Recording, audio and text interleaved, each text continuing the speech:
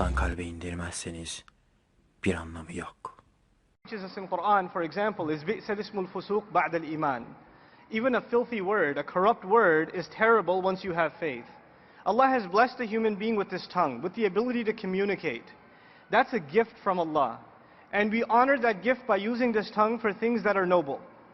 By speaking the truth, by speaking for justice, by not wasting and squandering this gift that Allah has given us. Now, when we speak to each other and we say hurtful things, it lasts in that moment.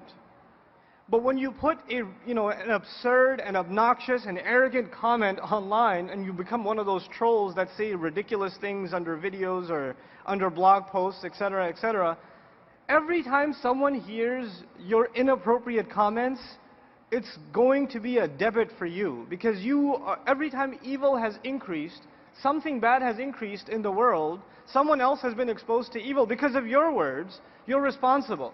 So in that sense, putting stuff up online, you need to be a lot more careful than you are actually in person. Because in person, that conversation died immediately. So its sinful impact, maybe you're only accountable for it for that one moment.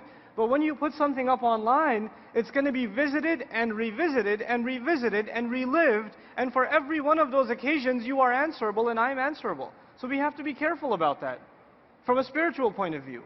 The next thing I want to talk about is just, Allah Azza wa Jalla, He gives us certain social principles. Those principles, they applied in a society in Medina, and they apply in the United States in 2011, and they will apply 50 years from now. The ethical principles are universal and they're timeless. And some of those principles are things like not making fun of others.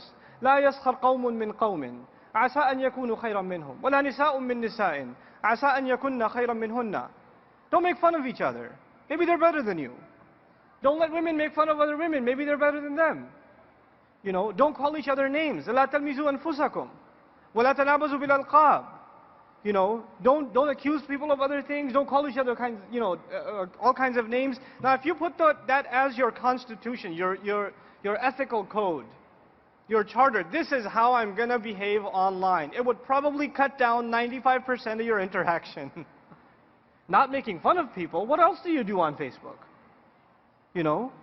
Not accusing someone of something, not commenting on somebody's photo and say, what were you wearing? God. Etc. That's all we do is poke fun at each other. That's 90% of the interaction. That's kind of the reason I got off of it, because all I was getting was just ridiculous stuff. But I've been remotivated to jump in again. Jazakallahu khairan. Then there's, of course, etiquette in discourse. When the Messenger sallallahu alaihi wasallam would hear the most obnoxious speech, Allah Azza wa Jalla had taught him etiquette. Respond, but respond in a cool, calm, collected, logical and patient fashion. What do? Some video gets posted, somebody who's paid or whatever says, you Muslims are all terrorists, and some other troll gets on, oh yeah, we are terrorists, we're going to kill you.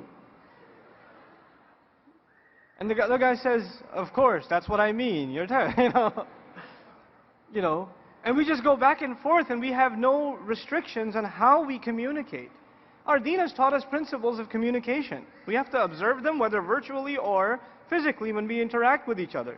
It's no different. So we have to, if we just keep these few things in mind, just these few things, then I think we can have a lot healthier discourse. Actually, one of the interesting things, some of the Muslim blogs that are out there are very few of them, but the few that are out there, most people, they don't even go to read the article. You know what they go for? Oh my God, that's the subject, I want to read the comments. And there'll be like 30 pages of comments and back and forth and insults, and you go, oh snap, what's he going to say now?